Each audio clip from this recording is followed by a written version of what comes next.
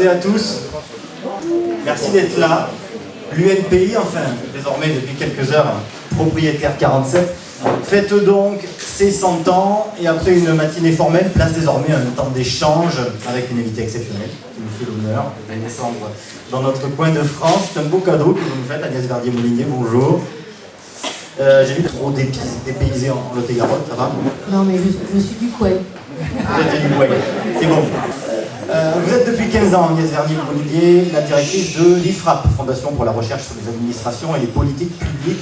Alors sur votre site internet, il est écrit que le but de la Fondation IFRAP, c'est d'effectuer des études et des recherches scientifiques sur l'efficacité des politiques publiques, notamment celles visant la recherche du plein emploi et le développement économique, de faire connaître le fruit de ces études à l'opinion publique, de proposer des mesures d'amélioration, et il y en a, et de mener toutes les actions en vue de la mise en œuvre par le gouvernement et le Parlement des mesures proposées. Voilà pour poser le cadre. Et donc, évidemment, à cet égard, vous êtes une actrice incontournable en tant que directrice du débat public sur la gestion des deniers de la nation. Et le moins que l'on puisse dire, c'est que vous avez des choses à dire sur tous les sujets afférents à cette gestion. Vous en parlez clairement, crûment même, dans votre dernier livre « Où va notre argent ?», paru aux éditions de l'Observatoire, que vous avez à disposition ici, vous le savez. Et vous y mettez en lumière ce paradoxe. Les dépenses publiques explosent et les services publics se dégradent. Alors on connaît votre ton déterminé à l'écran, dans vos articles, qui transparaît aussi à l'écrit dans cet ouvrage. Vous semblez même un petit peu en colère. Ça dépend des jours. Ça dépend des jours. Car la France, c'est plus de 3 000 milliards de dettes, soit 110% du PIB, et pourtant les prélèvements obligatoires avoisinent les 1 200 milliards chaque année, plaçant notre pays en tête des pays les plus taxés de l'OCDE. Bon, Agnès Verdier-Moulinier, nos prochains ministres de l'économie et du budget, je ne sais pas lesquels, vont avoir du boulot, d'autant que sous Bruno Le Maire, me semble-t-il, la dette a grimpé de 600 milliards. Vous verriez qui à Bercy, vous? Oula, ça commence très très chaud sur l'actualité. Bonjour à tous, merci mille fois pour votre invitation. Vous avez ici avec Jean quelqu'un de très persuasif parce que ça fait des mois qu'on s'appelle et j'ai eu un bébé il y a 10 mois, donc on avait repoussé un peu ma venue, mais j'avais promis, vous voyez, je suis là. Et ça me fait très plaisir parce que c'est vrai que ici, cette terre du Lot-et-Garonne, bah, c'est pas très loin de ma Gironde. Et j'ai beaucoup d'amis dans le coin, plutôt du côté de Marmande, mais c'est pas si loin. Donc, pour répondre à la question qui sera ou qui seront les ministres de Bercy, alors écoutez, franchement, je n'en sais rien. Et je verrai quelqu'un de courageux et plutôt qui a une expérience longue. Parce que le travail à faire va être très très difficile. On n'a jamais eu des dérapages budgétaires comme ça, hors crise majeure, aussi importants. Vous savez qu'en 2023, on a atterri sur un déficit de 5,5% de la richesse nationale, alors qu'on devait être à 4,9%. On a dépassé les 150 milliards de déficit public. Alors, Pascal Praud, il dit toujours, on ne comprend rien avec tes milliards. Bon, 150 milliards, c'est absolument gigantesque. C'est en gros 10% de la dépense publique. Puisque la dépense publique, c'est 1600 milliards environ. Donc vous voyez qu'on est quand même dans une situation assez compliquée, d'autant plus qu'on a sur cette année 2024 un risque de dérapage encore pire du déficit, puisqu'il y a une note de Bercy qu'on n'a pas eue en entier, mais du 17 juillet, qui dit qu'on serait à 5,6% de déficit en 2024 et qu'on serait même à pire en 2025, à plus de 6%. Et alors, c'est pas pour faire plaisir à la Commission européenne ou à l'Europe qu'il faut redresser la barre. C'est tout simplement pour garder notre liberté, notre souveraineté. Parce qu'il y a quelque chose qu'on oublie souvent quand on parle de dépenses publiques et de dette, c'est qu'on ne peut pas financer nos services publics si on n'a pas les capacités d'emprunter sur les marchés. C'est-à-dire 300 milliards par an qu'il faut qu'on emprunte sur les marchés tous les ans. Donc il faut qu'on garde la confiance dans la France, c'est très très important. Nous l'avons beaucoup dit cet été à la Fondation IFRAP, cette confiance, si on la perd, ça peut tout de suite déraper très très vite, on en reparlera. Donc je vois plutôt des profils expérimentés, connaissant très bien le sujet et capables de couper dans les dépenses autant qu'on a lâché la dépense ces dernières années. Hein, parce que, je ne sais pas si vous savez, mais entre 2022 et 2023, on a augmenté la dépense de plus de 50 milliards. Hein. Donc, rien à voir avec le Covid, parce que c'est l'argument qu'on nous ressort à chaque fois. Et qu'à l'intérieur de cette dette supplémentaire, on peut dire qu'il y a 300 et quelques qui viennent de la crise Covid. Mais le reste, non. Et d'ailleurs, c'est intéressant parce que quand vous regardez par rapport à la moyenne de la zone euro, on aurait dû, en réalité, contracter entre 300 et 400 milliards de dettes en moins par rapport à ce qu'on a prévu de contracter sur la période, si on avait fait à peu près comme les autres pays. Et les autres pays de la zone euro, ils ont eu aussi la crise Covid. Donc on a vraiment, surendetté la France par rapport à ce qui s'est passé dans les pays voisins. Bah, on est en train de devenir, là, on devient cette année lanterne rouge de la zone euro.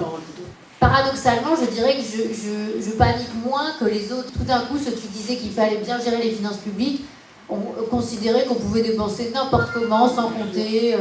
Pardon, mais il fallait bien que les gens oui, mais en réalité, à avoir de quoi faire bouillir la marmite à la fin de mois. Oui, mais alors, c'est un très bon argument. Le problème, si vous voulez, c'est que dans les pays qui nous entourent, il y a eu du chômage partiel aussi. Mais beaucoup moins que chez nous. Et surtout, on a beaucoup moins arrêté l'économie. On regardait toutes les statistiques sur les usines entre la France, l'Allemagne. Il y avait des niveaux de production beaucoup plus importants dans les pays limitrophes. Et d'ailleurs, beaucoup d'entrepreneurs que nous on connaît bien à la Fondation IFRAP qui me disaient, mais moi j'ai du mal à tourner en termes de prod à 20 ou 30%, alors qu'en Allemagne, je tourne à 100%. Hein. Et on a eu tout ce débat sur essentiel, pas essentiel, avec des usines à qui on demandait de fermer des lignes de prod alors qu'ils avaient les clients et qui ont dû transférer la prod, notamment en Chine. Donc on était dans un paradoxe absolu. Donc on a pris trop de précautions, on a du risque sanitaire, on a lavé plus blanc que blanc. Ah oui, on a été vraiment jusqu'au boutiste que nous, on a eu le quoi qu'il en coûte à la française, et cette expression-là, ça a été utilisé que chez nous. Hein, l'idée qu'en fait, il y avait des milliards qui allaient tomber de manière magique. Et d'ailleurs, à l'époque, nous on a dit attention, tout ce qu'on est en train de dépenser aujourd'hui, on le paiera demain. On le paiera en inflation sur les prix. Tous nos travaux sur le sujet, on a dit plusieurs choses. On a dit, on arrête trop l'économie, on va trop impacter notre PIB, on a impacté la richesse nationale en 2020, on l'a impacté un peu en dessous de 8%, hein, alors que les Allemands c'est 5% en 2020. On a dit, attention derrière, on va avoir une hausse des taux, et ça, c'est aussi un sujet très important. Donc, on a mis en garde, on a sorti des études sur les fragilités de la dette française, on a une dette avec une maturité qui est quand même assez faible, de la dette qui est indexée sur l'inflation. Et ça, nous, on avait alerté depuis des années. Et tout d'un coup, on voit fleurir dans la presse, ça va nous coûter 15 milliards de plus cette année parce que donc, de la dette indexée sur l'inflation. Je me souviens, en 2021, on sort un papier en disant « Attention, on n'a jamais emprunté autant, on est à plus de 400 milliards de besoins de financement. On a une charge de la dette qui va aller vers les 80 milliards d'euros par an. » Et à l'époque, Bercy me répond en me disant « Mais comment tu peux sortir des chiffres pareils, d'où ça sort, etc. » Peut-être qu'on s'est trompé, mais à ce moment-là, donnez-moi vos chiffres. Et jamais je ne récupère les chiffres en question. Sort un papier pour dire exactement la même chose que nous. Alors, et que c'était pas la même temporalité. Nous, on était en 28-29 et eux, ils étaient en 32 à 100 milliards. Mais en gros, on allait typique dans la même direction avec les mêmes conclusions. Et souvent, je me dis, mais attends, comment on peut avoir des gens aussi intelligents à Bercy, qu'on est en pilotage permanent dans le brouillard, alors que nous, on est une toute petite équipe. Vous êtes 5, je crois. Oui, on est 5-6. On est par ailleurs beaucoup aidé par des hauts fonctionnaires, des bénévoles, et puis aussi avec des économistes qui sont aussi enseignants. En fait, une centaine de personnes qui collaborent régulièrement à nos travaux. Petite équipe par rapport à Bercy. Et on a l'impression qu'on sort des choses parfois plus, disons, qui font un peu plus réfléchir. Parce que quand on sort notre étude sur les fragilités de la dette française, ben c'est directement l'agence France Trésor qui s'occupe de gérer la dette de la France, qui me contacte. C'est des sujets où vous dites, bah, voilà, on touche au cœur de la question de notre avenir commun. Enfin, c'est ce que j'ai voulu dire dans mon livre aussi, Où va notre argent. C'est notre sujet à tous. C'est nous tous copropriétaires de la France. C'est pour ça que le sujet de la propriété, pour moi, il est complètement ancré dans la démocratie et dans la République. Justement, cette question du fait d'être copropriétaire de la France, c'est sur la question du politique aussi. Ce qu'on se rend compte, et on l'a bien vu à la faveur du deuxième tour des législatives, de toutes ces discussions, La France est endettée, donc ça veut dire qu'elle a des créanciers, donc on a des gens qui nous prêtent de l'argent. Ces gens-là, si c'était le nouveau Front Populaire au pouvoir, aïe aïe aïe. Si c'était l'extrême droite au pouvoir, aïe aïe aïe. Donc en fait, ces gens-là n'auraient pas prêté de l'argent, donc ça aurait fait monter les taux d'intérêt, c'était les craintes. Donc en fait, on en vient à se demander à quoi sert le politique, puisque c'est le marché qui commande, ce sont nos créanciers qui commandent. Donc les politiques doivent absolument approuver le programme, approuver ce que demandent les créanciers et faire ce que demandent les créanciers. Du coup, la question, est-ce que le politique sert encore à quelque chose aujourd'hui? Alors, c'est une bonne question, mais j'aimerais inverser la réflexion. On n'est pas obligé d'avoir des besoins énormes de financement comme on a en France. On n'est pas obligé de se mettre dans cette situation.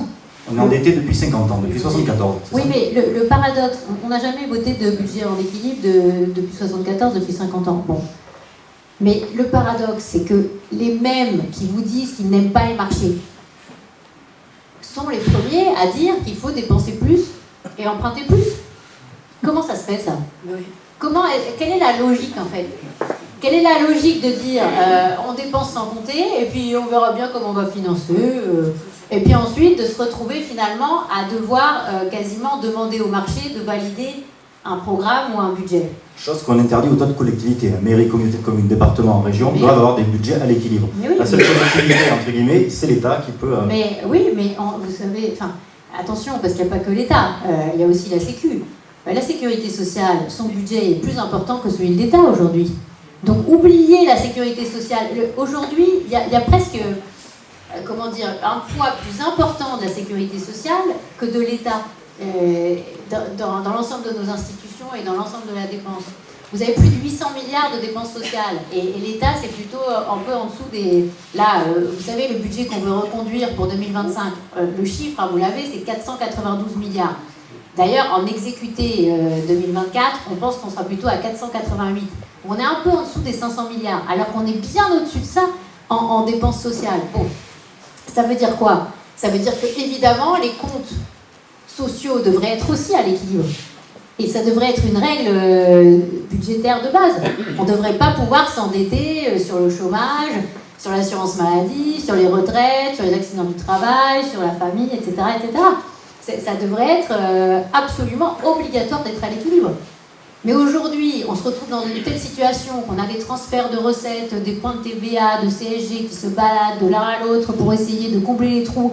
Et à la fin, c'est l'État qui assume l'essentiel du déficit et de la dette, alors qu'en fait, tout le monde est un peu co-responsable. Il faut bien quand même le dire, parce que même une partie des collectivités, finalement, l'État les finance énormément par la dotation globale de fonctionnement. Donc tout ça, il faudrait remettre les choses bien à plat pour essayer de voir clair sur d'où vient véritablement la dette.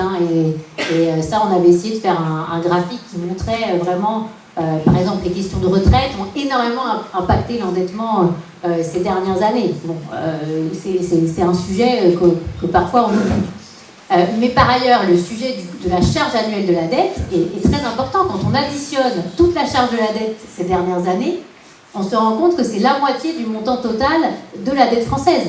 Donc c'est dire que finalement on s'est endetté, mais c'est pas grave parce que la charge de la dette elle coûtait de moins en moins cher au moment où les taux baissaient, c'était pas un bon calcul. Parce qu'en fait, on a à la fin un niveau de charge de la dette qui a énormément impacté le niveau de dette. Mais bon, tout ça, c'est un sujet qui m'a éloigné de votre question. La question que vous posez, en fait, c'est le rôle du politique à la base. C'est que fait le politique? Le politique, normalement, il est là justement pour à un moment, nous rendre plus libres et pouvoir faire en sorte qu'on ait notre destin en main. Avoir notre destin en main, ça veut dire faire notre propre budget, faire nos propres choix fiscaux, nos propres choix budgétaires, nos propres politiques publiques et que ce ne soit pas dicté par quelqu'un d'autre. Si on veut justement que ce ne soit pas dicté par quelqu'un d'autre, paradoxalement, il faut redresser les comptes publics. C'est-à-dire c'est un cercle vicieux, quoi. On ne peut pas dire on est libre tout en ne pouvant faire plus aucun choix parce que finalement on risquerait de perdre la confiance. Et là où vous avez raison, c'est qu'un gouvernement NFP, il aurait suffi qui liste les mesures qu'il voulait mettre en place. Le retour, suppression de la réforme des retraites, l'abrogation de la réforme des retraites, le SMIC à 1600 €, l'augmentation des rémunérations des agents publics de 10%, revenu d'existence de 18 à 25 ans pour je ne sais plus combien de milliards, environ 15 à 16 milliards de dépenses annuelles, etc. Le budget était le seul qui était chiffré, il était validé par une prix Nobel d'économie. Oui, c'est ça. Et puis bizarrement, juste après, elle dit maintenant finalement j'avais pas validé. Vous avez entendu ça aussi. Donc c'est très étrange parce que on s'est retrouvé dans une situation où effectivement il n'y avait que le NFP qui chiffrait vraiment de manière claire.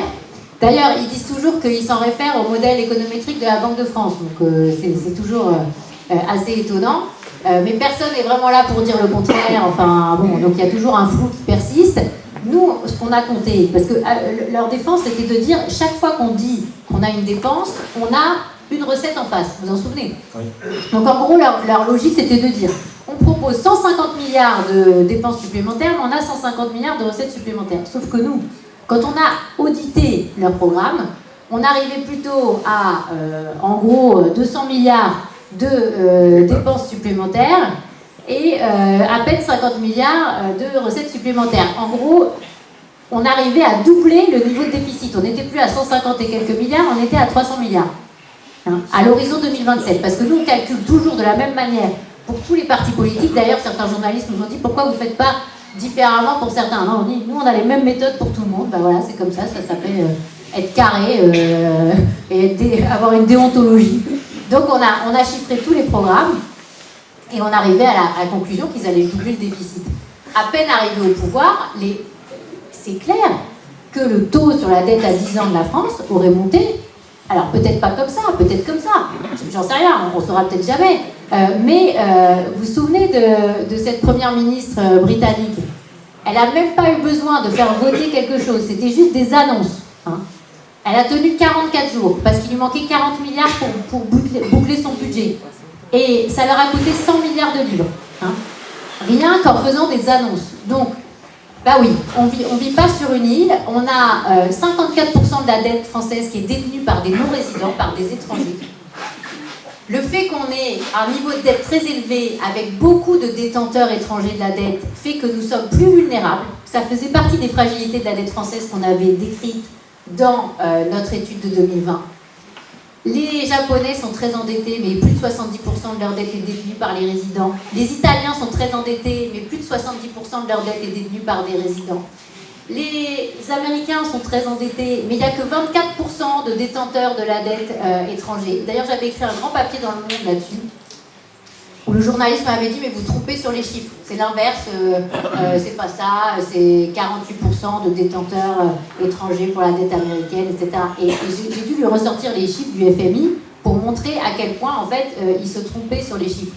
C'est-à-dire qu'on a toujours cette idée qu'on ne serait pas si endetté que ça, ce ne serait pas si grave que ça, parce que d'autres seraient pires que nous, etc., etc. Mais en réalité, quand vous faites le tour du monde des grandes démocraties très endettées, ils ont toujours fait très attention à ce que les détenteurs de la dette soient leurs propres résidents, autour de 70% et plus. Et ça c'est absolument fondamental. Et c'est pas le cas chez nous. Non, nous c'est 54% de détenteurs à l'étranger. Est-ce qu'il ne faut pas préciser que dans les prêteurs, il y a la Banque européenne et que la Banque européenne vient de communiquer qu'elle pensait ne plus pouvoir souscrire à la dette française? Ah bah oui. Première question. Et deuxième question, si vous voulez bien. Vous parlez du déficit des retraites. Je crois qu'il serait, pour notre assistance, intéressant de rapporter que le privé, la dette de la retraite privée et la dette de la retraite publique, puisque l'État ne constitue aucune provision. Pouvez-vous préciser ces chiffres qui sont, je pense, très illustrants? Alors oui, alors, sur la BCE, effectivement, avec les différentes crises, alors ça a commencé avec la crise financière et puis ça s'est accentué avec la crise Covid, on ne va pas refaire tout le match, mais en gros, on avait écrit, et je l'avais donné, pas dans ce livre, mais dans le livre précédent, il y avait à peu près 700 milliards de dettes françaises qui étaient détenues au niveau BCE.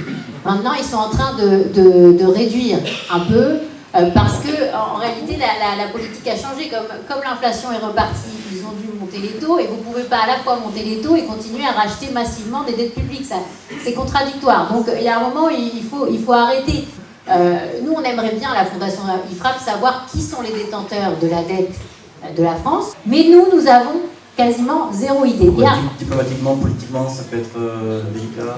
Alors, ce que je pense, c'est que la Chine nous a beaucoup prêté pendant la crise Covid, et notamment, ils étaient très moins-disants en termes de taux. Hein. Et moi, j'ai trouvé ça un peu inquiétant. Alors, vous allez me dire, ah oui, c'est peut-être un petit bout de la lorgnette et tout, mais quand j'ai commencé à enquêter sur ce sujet pour un de mes livres qui s'appelle Le vrai état de la France, je me suis rendu compte qu'ils nous prêtaient beaucoup, et je me suis dit, mais finalement, acheter le passif d'un pays, c'est pas forcément mieux qu'acheter l'actif. Hein. Donc à un moment, il faut peut-être se poser des questions.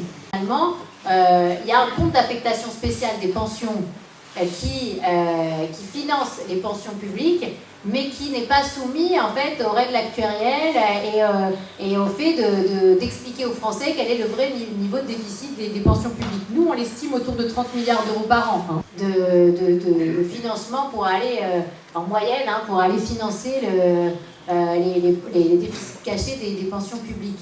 Parce que déjà, on est les champions par rapport à tous les pays en termes de prélèvements obligatoires, mais si on comptait aussi ces fausses cotisations qui n'en sont pas en cotisation pour les pensions publiques, on ferait encore grimper notre niveau de prélèvement obligatoire. Donc il y a des questions d'affichage de statistiques internationales. On ne fait pas certaines choses pour ne pas afficher qu'on taxe encore plus que ce qu'on dit. Je ne sais pas si vous me suivez, mais il faut se rendre compte que donc effectivement on a un vrai sujet sur les pensions publiques, vous le savez très bien.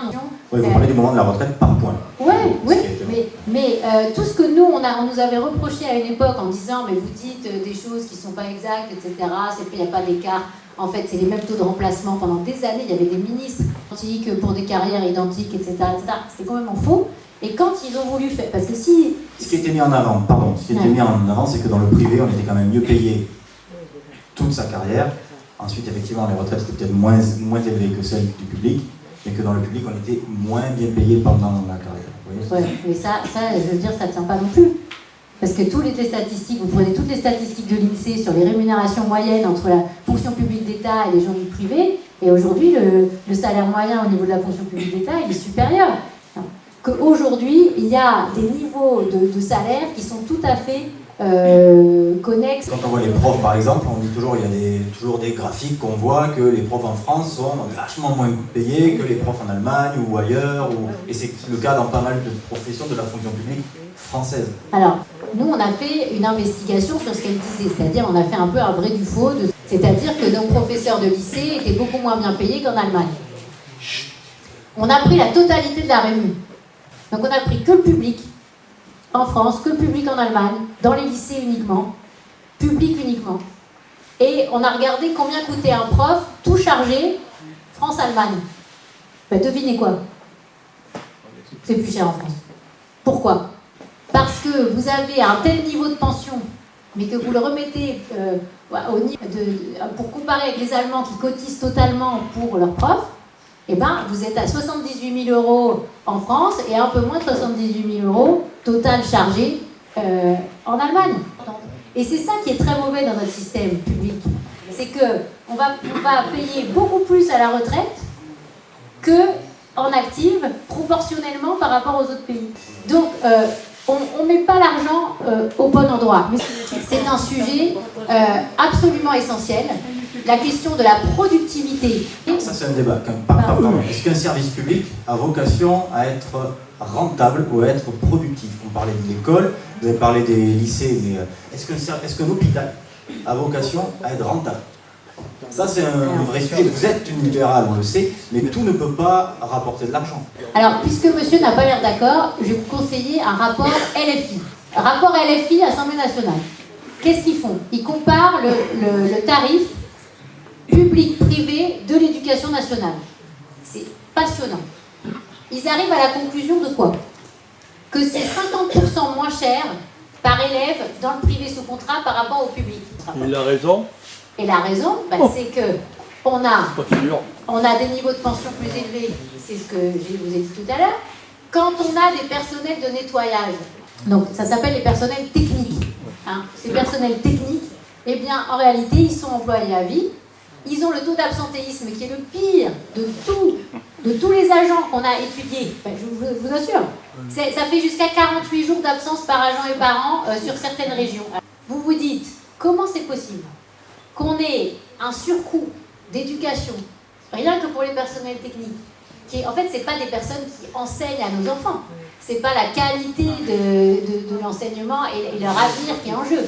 C'est des questions de fonction support, mais qui coûtent beaucoup plus cher. Et les personnels administratifs, on en a beaucoup plus dans le public que dans le privé, mais on en a beaucoup plus entre la France et l'Allemagne. Un rapport de l'OCDE, c'est pas moi qui le dis, le rapport de l'OCDE, il montre qu'on est autour de 20% de plus de personnel administratif dans les hôpitaux par rapport aux Allemands. Ça veut dire quoi? Ça veut dire qu'à la fin, il y a une moins bonne qualité du service public.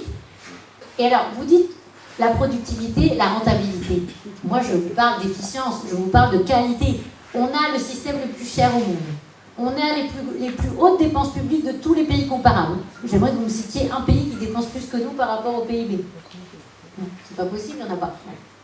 En tout cas, vous ne vous trouverez pas en Europe, vous ne trouverez pas dans les grandes démocraties, vous ne trouverez pas dans les pays de l'OCDE qui dépensent plus que nous en part de la richesse nationale. Vous ne trouverez pas de pays en Europe qui taxent plus que nous. Vous n'en trouverez pas. Et pour autant, on n'a pas des très bons services publics. Sandrine Rousseau me disait l'autre jour que tout le monde entier nous enviait nos services publics. Oui. Mais, Oui. Non. Je pense que les services publics se dégradent. Oui, mais ils se dégradent pourquoi? On a laissé se dégrader. Oui. Si on veut gérer correctement nos services publics, il faut avoir une stratégie et une vision à long terme. Aujourd'hui, qu'est-ce qui se passe? Une vision à long terme qui relie les deux objets d'ailleurs de la Fondation, c'est gérer correctement nos finances publiques et créer des emplois dans notre pays. Alors, c'est quand même deux sujets qui doivent être connexes, parce que la richesse, elle se crée où? Elle se crée dans les entreprises. Oui. Voilà. Et après, on ne peut pas distribuer de l'argent qu'on n'a pas. Finalement, il y a un compte d'affectation spéciale des pensions qui finance les pensions publiques, mais qui n'est pas soumis en fait aux règles actuarielles et au fait d'expliquer aux Français quel est le vrai niveau de déficit des pensions publiques. Nous, on l'estime autour de 30 milliards d'euros par an de financement pour aller, en moyenne, pour aller financer les déficits cachés des pensions publiques.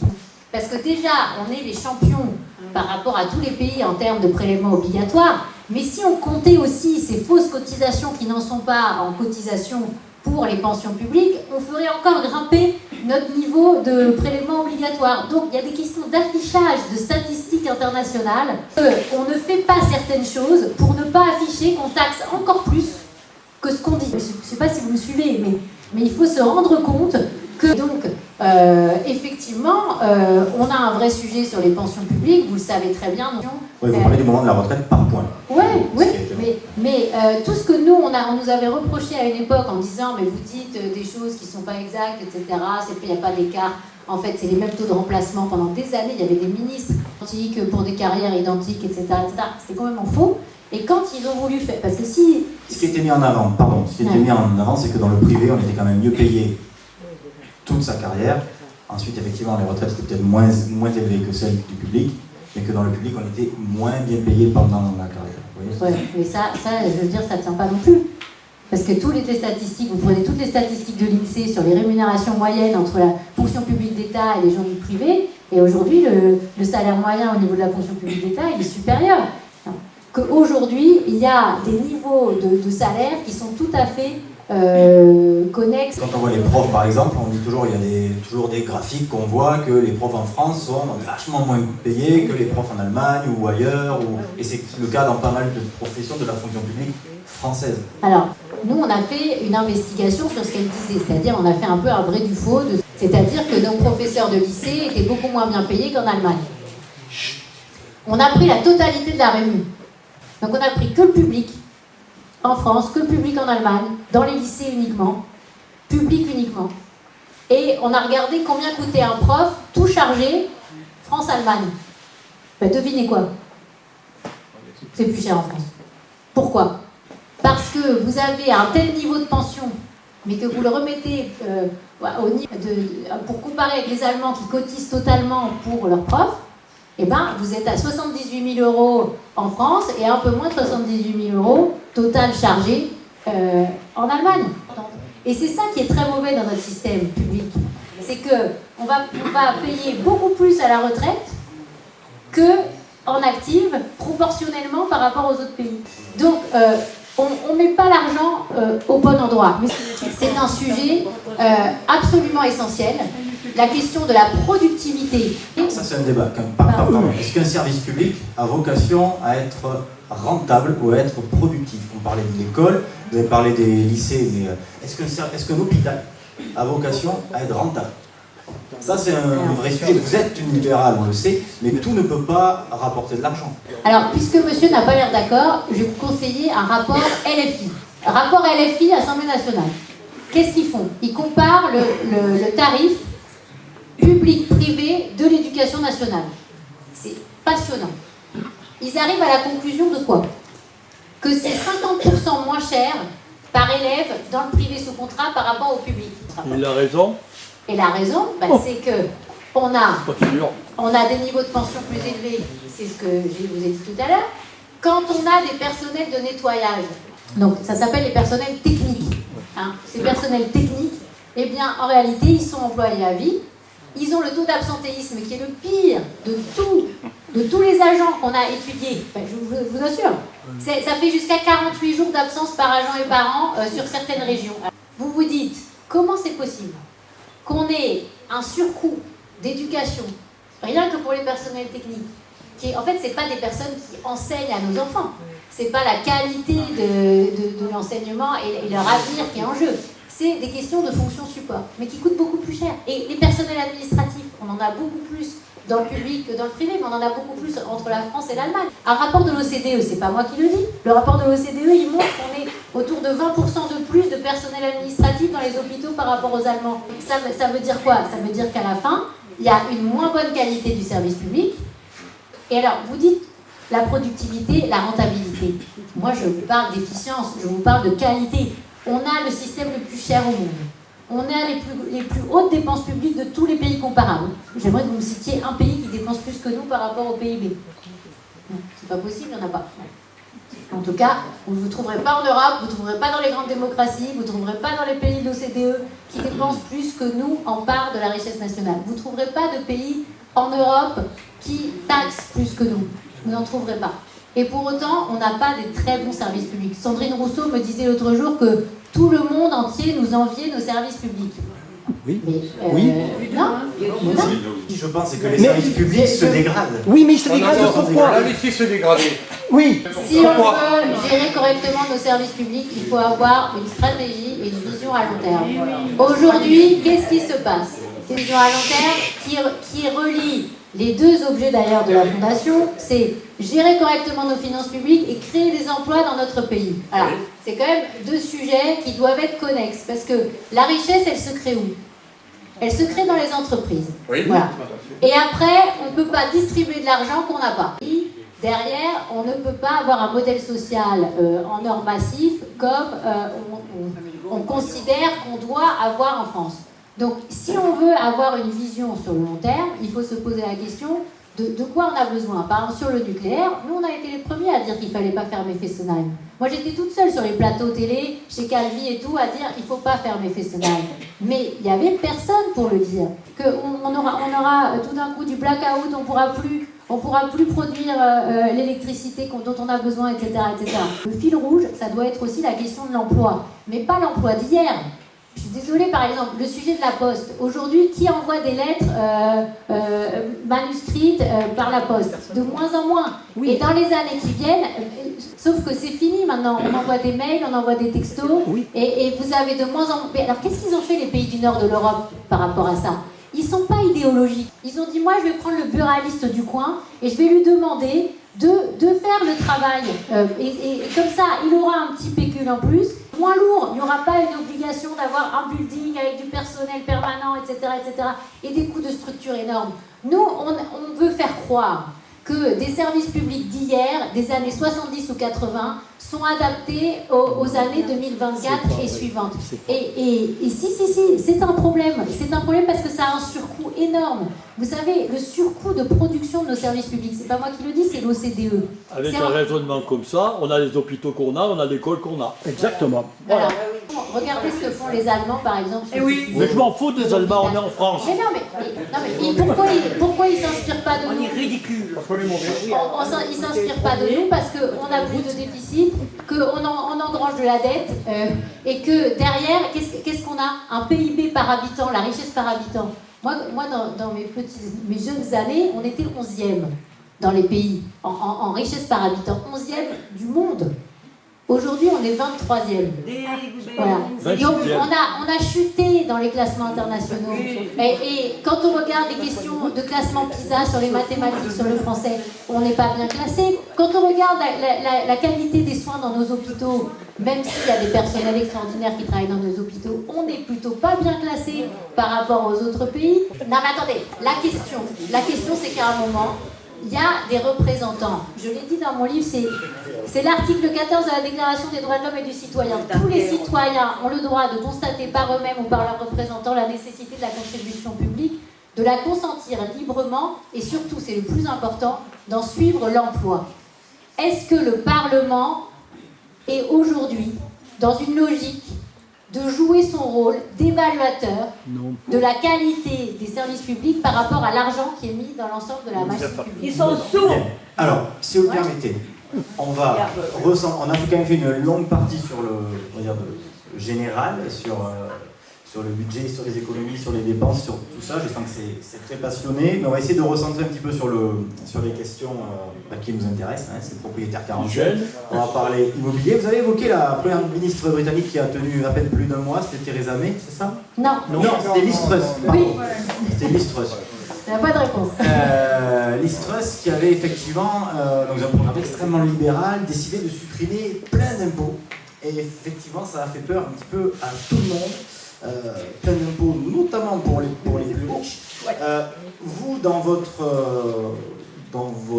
idée, il faudrait justement quand même mieux dépenser et moins taxer. Et oui. Voilà. Et notamment la question de la taxe foncière, 30% en 10 ans d'augmentation. Alors, oui, enfin, après, moi, je parle aussi aujourd'hui à des propriétaires.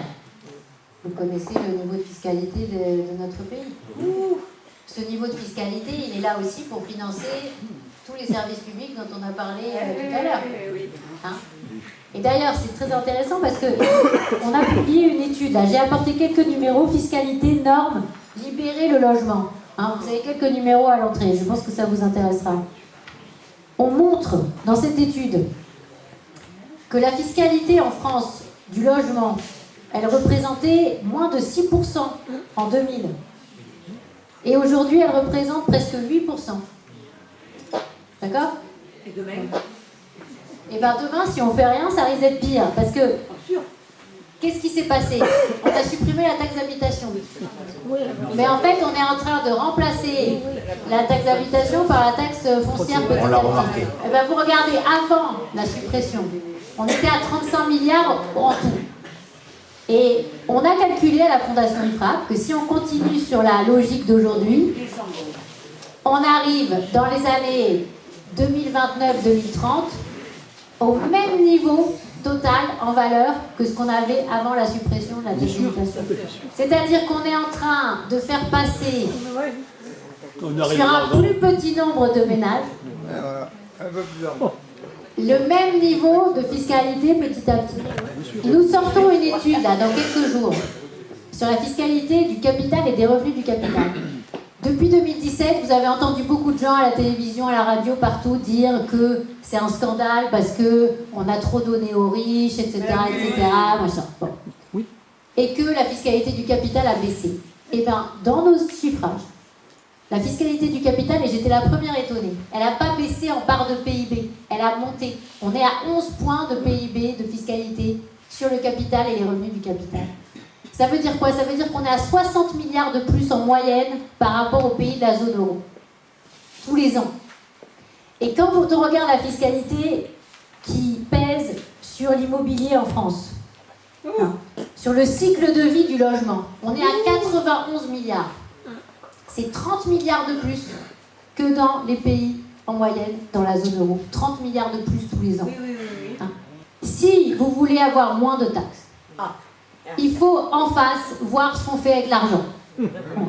Si vous voulez vous cacher les yeux et dire on ne veut pas savoir comment on dépense l'argent dans les hôpitaux, dans les écoles, parce que de toute façon c'est bien. Mais on ne saura jamais. Vous aurez... Mais non, mais si. Bon.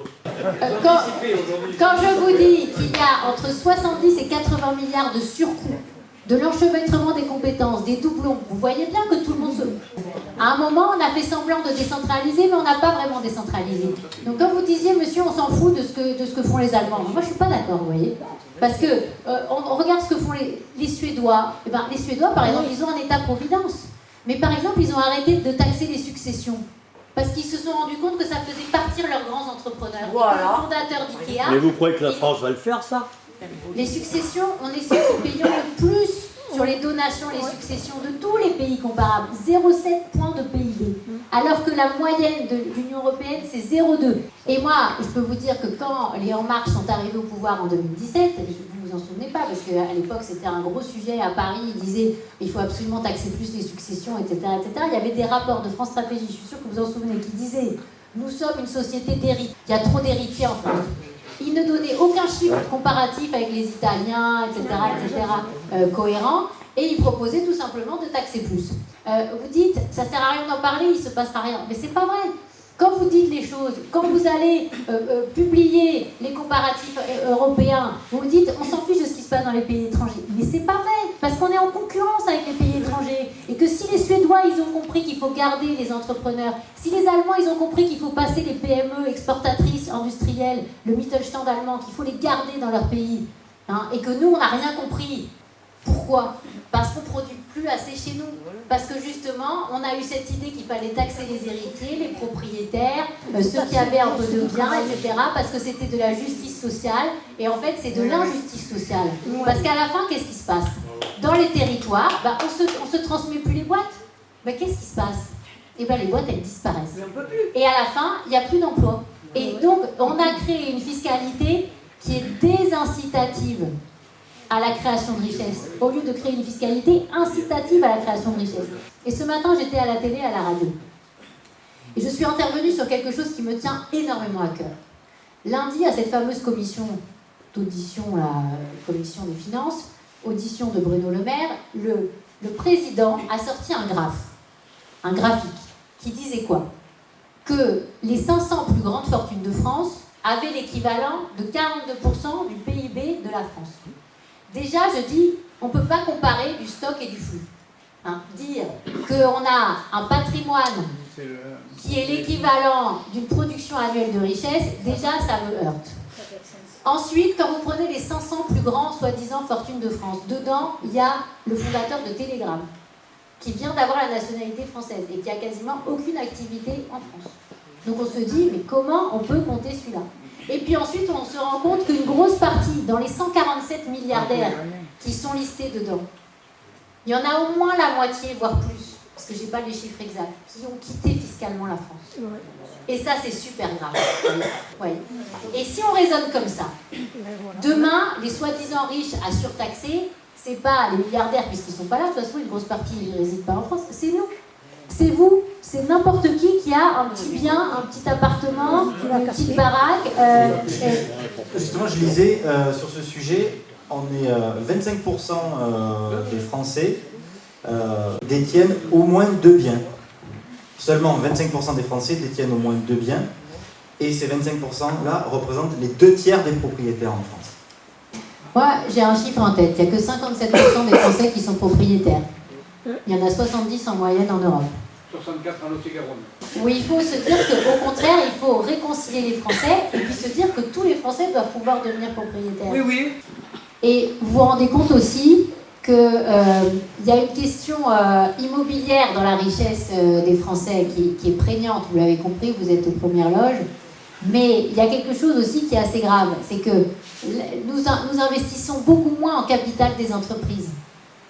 C'est-à-dire que notre capital, notre patrimoine, il est soi-disant élevé, mais il est lié aussi à un niveau, à un coût du mètre carré qui est plus élevé chez nous que chez les Allemands, par exemple. Bien sûr. Il me semble, on est peut-être dire le contraire, mais qui semble indéniable depuis regarde, les premières crises sous Sarkozy, 2008. Il semblerait que les riches sont de plus en plus riches et les pauvres de plus en plus pauvres. que les classes moyennes sont devenues des classes populaires, que les classes un petit peu aisées sont devenues des classes moyennes, et que par contre du côté des très riches, on est encore plus riches. Bon, monsieur dira peut-être l'inverse, mais est-ce que c'est une impression? Parce que c'est toujours ce qu'on nous présente. C'est une balance, hein. Le problème, si vous voulez, c'est qu'on ne peut pas s'enrichir quand on n'a pas assez d'emplois à forte valeur ajoutée. On a créé un système avec un super modèle social de luxe et des incitations à créer des petits boulots et une taxation énorme des hauts salaires. Donc on a mis tout le monde au SMIC. On a smicardisé les Français. Hein. Mais avec des grands économistes qui ont dit à tous les présidents de la République et tous les premiers ministres, ce qu'il faut faire, monsieur le Premier ministre, monsieur le Président de la République, c'est des allègements sur les bas salaires. Comme ça, vous allez créer très vite plein d'emplois. Donc on a créé plein de petits boulots, pas bien payés. Et Gabriel Attal est arrivé à Matignon. Il a fait un discours de politique générale. Il a dit que je vais désmicardiser la France. Nous, on a fait une étude à la Fondation l'IFRAP. L'idée, c'est de dire, attention, au-delà de 3 SMIC, c'est-à-dire quand on dépasse les 3 SMIC de salaire, qu'est-ce qui se passe? On a 24 milliards de cotisations supplémentaires qui pèsent sur les entreprises par rapport aux Allemands. Et on a 500 000 emplois de moins. Quand vous regardez le PIB industriel allemand ou italien, ils sont 240 milliards au-dessus de nous quand vous remettez à l'autre de la taille de la France pour les Allemands et 190 de plus pour les Italiens. Si on produisait la même richesse marchande dans l'industrie, on aurait 240 milliards de PIB en plus. La richesse qu'on produit sans essayer d'en produire plus. Alors que le sujet, c'est d'en produire plus. Mais nous, on a préféré la retraite à 60 ans, les 35 heures, les RTT, et on a dit, on va être riche malgré tout. Ben non, c'est pas vrai en fait. En fait, c'est pas vrai. Voilà, je suis désolée. Il faut travailler plus. Il faut créer plus de richesses dans des entreprises top niveau, avec des gens bien payés. Parce que le problème, c'est que moi, on me dit, mais attends, pourquoi tu dis ça? Parce qu'il faudrait alléger au niveau des hauts salaires les niveaux de charge. Je dis, bah oui, il faut faire ça. C'est pas politiquement correct, mais c'est ça qu'il faut faire si on veut avoir des entreprises industrielles top niveau dans notre pays. On a tout pour réussir. On est même des enfants gâtés. Voilà. Mais oui, on a tout. On a un pays magnifique, on a des entrepreneurs qui sont formidables.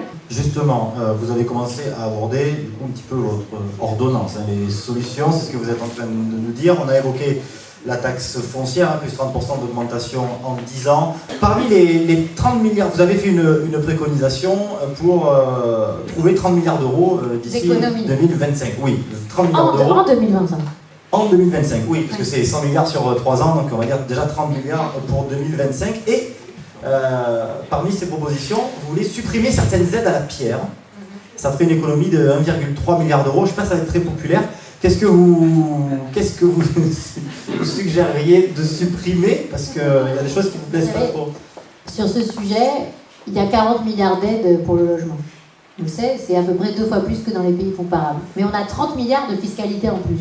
Moi, je préfère qu'on allège la fiscalité et qu'on enlève des aides, surtout qu'une grosse partie des aides, c'est des aides pour les bailleurs sociaux, par exemple. Vous voyez, oui, hein? madame, oui, madame. Donc, le sujet, c'est qu'à un moment, on rééquilibre, on fasse comme dans les autres pays. On ait moins de fiscalité. Moins d'aides et moins de taxes. Non mais, vous voyez, à un moment, pourquoi prendre d'une main et redonner à certains de l'autre? Et on va publier bientôt un papier, là, que je viens de recevoir. D'ailleurs.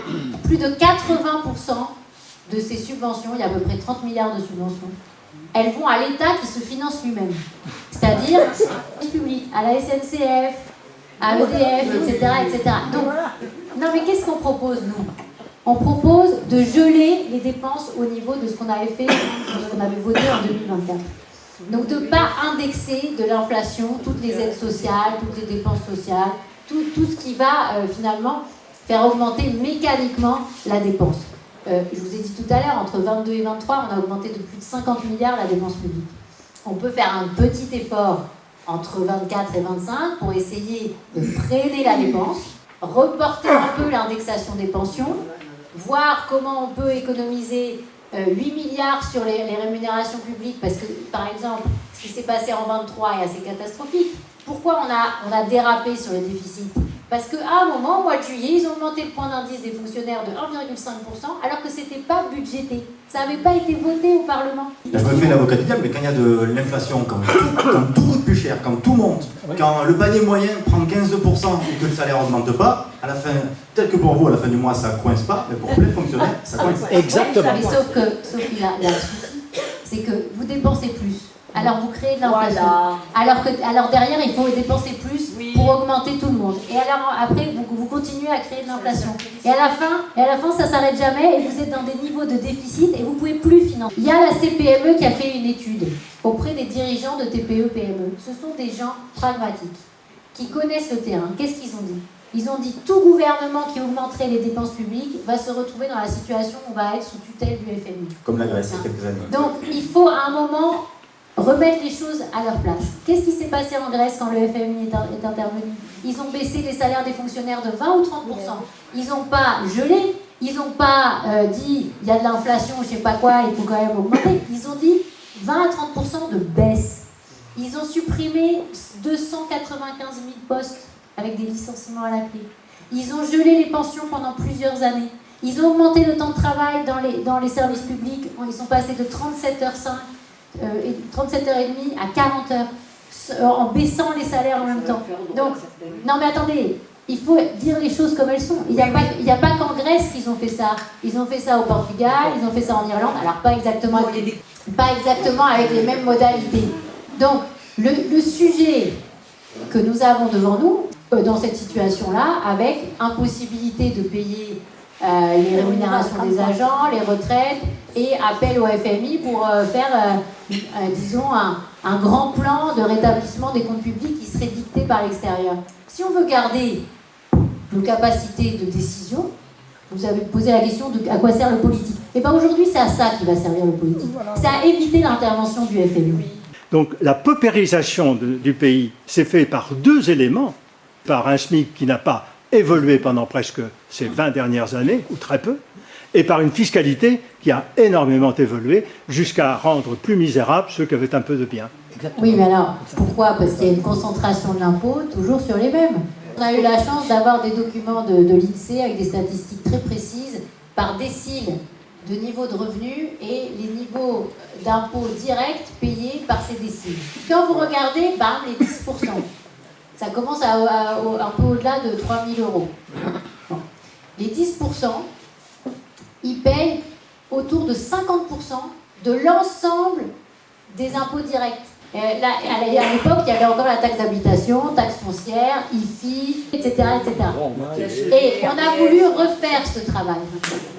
Et ben, on n'a pas, par décile, l'INSEE ne nous a pas remis à jour les documents fonciers. Je peux vous assurer que le pourcentage d'impôts directs payés par les 10% qui gagnent le plus est beaucoup plus important en proportion que ce qu'on avait donné à l'époque.